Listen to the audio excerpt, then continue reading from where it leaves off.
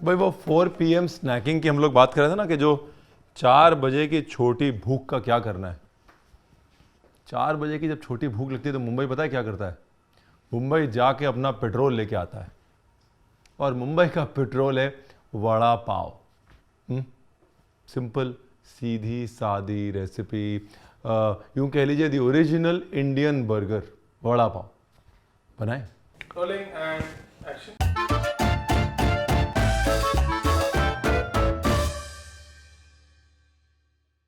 तो 1966 में अशोक वैद्या जी ने दादर स्टेशन के बाहर जब अपनी दुकान खोली तो देखा कि भाई लोग जो हैं वो बड़ी जल्दी में आते हैं, या तो उन्हें घर जाने की जल्दी होती या उनको काम पे आने की जल्दी होती है। ट्रेन से उतरते हैं और भागते हैं, या भागते हुए ट्रेन पे चढ़ जाते हैं।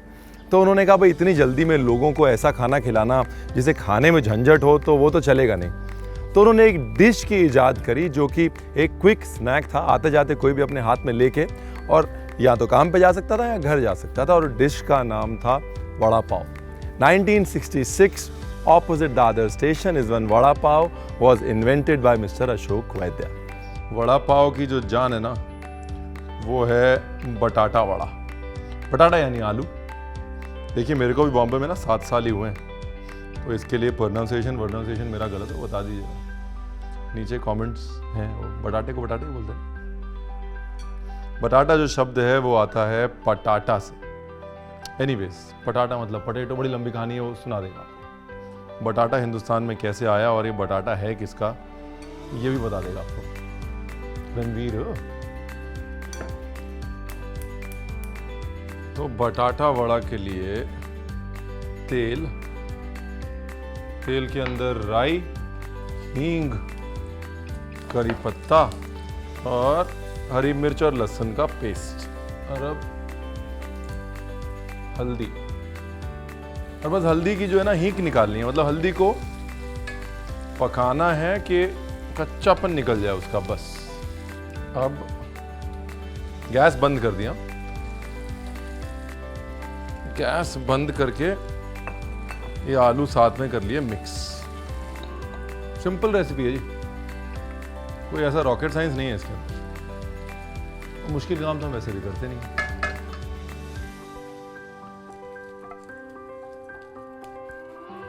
डन।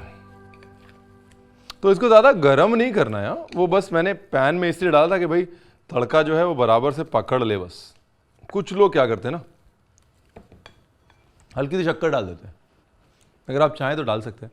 नॉर्मली क्या है ना, वो कई बार वो मीठे आलू यूज होते हैं या मिक्स होते हैं, पहाड़ी और मीठे आलू, तो लोगों को हल्की सी मिठास अच्छी लगती है। तो थोड़ी सी शक्कर अगर डालनी है तो डाल दीजिए। अगर आपके आलू अच्छे हैं तो कुछ डालने की ज़रूरत नहीं है, परफेक्टली बैलेंस्ड है। जो टेस्ट है वो करी पत्ते का, वो भुने हुए गार्लिक का, हल्की सी भुनी हुई मिर्च का, और लास्ट में धनिए का। बट सीरियसली यार, मैं कभी कभी सोचता हूँ ना कि जिस इंसान ने मतलब सोचा वो दादर स्टेशन के बाहर इतना पहले कि मुझे कुछ ऐसा बनाना है, क्या जीनियस रहा होगा ना। मतलब क्या विजन है। लोगों को लगता है कि बॉम्बे को लोकल ट्रेन चलाती है। बॉम्बे में रहने वाले को पता है कि भाई बॉम्बे को जो है ना वड़ा पाव चलाता है। मतलब मुंबई की स्पीड के साथ अगर आपका खाना नहीं चलेगा ना तो आपका खाना मुंबई में नहीं चलेगा, और वड़ा पाव जो है वो मुंबई की वो स्पीड सेट करता है। देखिए अगर वड़ा पाव को समझा जाए ना तो सिर्फ हिंदुस्तान का नहीं है वड़ा पाव। पाव जो है वो पोर्चुगीज़ आए, पोर्चुगीज़ ने बॉम्बे को दिया। बॉम्बे भले ही ब्रिटिश के पास चला गया लेकिन उसने वो पाव रख लिया। उसके बाद आलू जो हैं वो पोर्चुगीज़ ने दिए और हमने वो भी रख लिए। तो कुल मिला के अगर आलू पोर्चुगीज़ लाए और पाव पोर्चुगीज़ लाए और वड़ा पाव मुंबई का हो गया, तो आप ये सोचिए कि मुंबई कितनी ग्लोबल सिटी है। ये सोच लीजिए कि वड़ा पाव हमारा है या नहीं, या it is just a Portuguese adaptation. बेसन, भाई वड़ा पाव में कुल मिला के यही तो है। वड़ा है, पाव है और चटनी है, इसके सिवाय कुछ नहीं है। तो बटाटा वड़ा उसकी तैयारी हो गई। अब उसका बैटर रह गया बस। बेसन, हल्की सी मिर्च सिर्फ बेसन के रंग को निखारने के लिए, नमक और पानी। बहुत सारे लोग सोडा डालते हैं, सोडा डालना चाहें डाल सकते हैं, बेकिंग सोडा, उससे एक फ्लफीनेस आएगी। मैं सोडा इसलिए नहीं डालता बिकॉज सोडे से ना वो हल्दी का रंग ख़राब होता है। अगर आप सोडा डालेंगे तो जो हल्दी है ना वो लाल सी पड़ जाएगी और आपका जो वड़ा है वो तलने के बाद पीला होने के बजाय लाल हो जाएगा। तो कई वड़ा पाव दुकानों पे देखा ना वो कि वड़े जो है वो ऑरेंजिश ब्राउनिश होते हैं, वो इसीलिए होते हैं। लेकिन कई दुकान वाले स्मार्ट होते हैं, वो क्या करते हैं, वो डालते हैं हल्दी और उसमें पानी की बजाय वो पीने वाला सोडा डाल देते हैं, ड्रिंकिंग सोडा। तो उससे क्या है, वो फ्लफीनेस भी आ जाती है और रंग भी खराब नहीं होता। Happens only in Mumbai. Mumbai में हर चीज का इलाज ढूंढ लिया जाता है। वड़ा लाल होना तो छोटी मोटी बात है साहब। भाई मिर्च को पहले कट मार लें, ये बड़ा जरूरी है।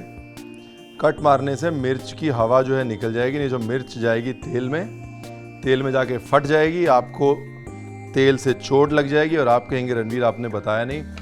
रणवीर ये कभी नहीं चाहेगा कि आपको चोट लगे, इसके लिए रणवीर ने बताया था मिर्च पे स्लिट मार लीजिएगा वरना मिर्च ऑयल में फट जाएगी।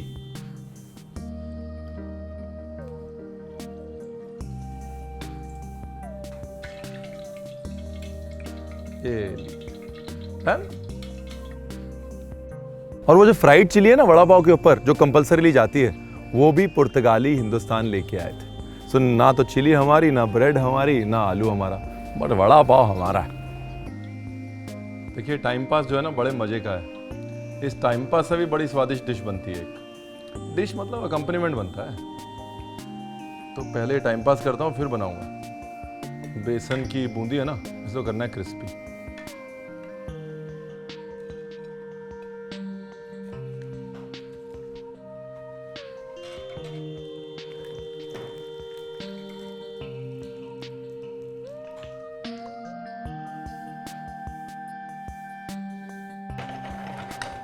अगर तो छिली हुई मूंगफली है ना तो छिली हुई लेनी चाहिए। तो हमारे पास है नहीं, लेकिन हम आपको ये चटनी दिखाने का मौका छोड़ नहीं सकते ना, आदत से मजबूर हैं। तो ये आपकी मर्जी है, बट नॉर्मली पीनट्स वाली जो चटनी है ना वो चलती है, उसकी शेल्फ लाइफ अच्छी होती है। तो इसके लिए सिर्फ पीनट डाल के बनाता हूँ मैं जब भी बनाता हूँ।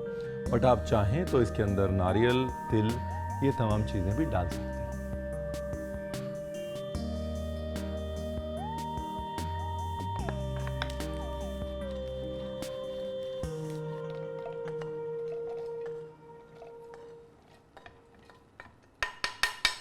नमक बहुत ज़रूरी है। कभी भी कोई भी मसाला पीसो ना, नमक डाल दो अच्छे से।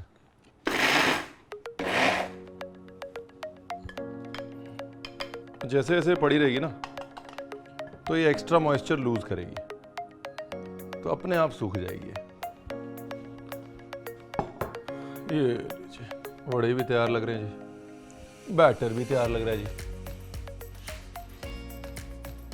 तो वड़े को बैटर में लपेट के तेल के दर्शन करा देते हैं। फिर क्या बोलते हैं आप?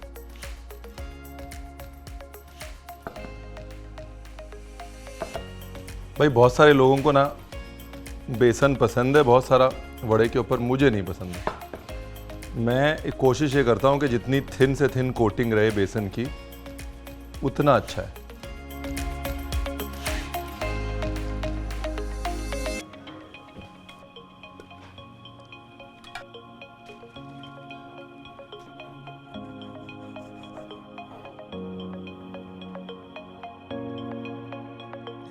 आजकल वो बड़े बड़े एनर्जी ड्रिंक्स आते हैं ना, वैसे ही एनर्जी बार्स आती हैं और तमाम तरह की चीज़ें आती हैं। असली पावर पैक्ड एनर्जी का एग्जांपल देखना, it's the vada pav. You know आलू, ऑल कार्ब्स, अमेजिंग एनर्जी। पाव, उसमें भी कार्ब्स, एनर्जी। यानी कि मुंबई को भागने के लिए जो इंस्टेंट एनर्जी चाहिए होती है ना, वो किसी एनर्जी बार या एनर्जी ड्रिंक से नहीं आ सकती थी, वो वड़ा पाव से आती थी। And that is why till today the boost that a vada pav can give you know energy bar can. तो बेसिकली कहने का ये मतलब है कि खाना जो है ना वो किसी की जागीर नहीं, ना मेरी ना किसी और। अगर मैं आपको बोलूं कि रेसिपी ऐसे बनती है और ऐसे ही बनाइए तो उस दिन आप अनसब्सक्राइब कर दीजिए। खाना जो है वो हम सबका है, जैसे प्रजातंत्र होता है ना, फूड इज डेमोक्रेटिक। जो आपको पसंद है वो बनाइए। और अगर कोई कहे ना कि ऑथेंटिक नहीं, उसको बोलिए कि ढूंढ के लाओ उसको जिसने ये रेसिपी सबसे पहली बार बनाई थी, क्योंकि सिर्फ और सिर्फ वही authentic. Heirs to the joy of cooking and heirs to the joy of celebrating food. चलो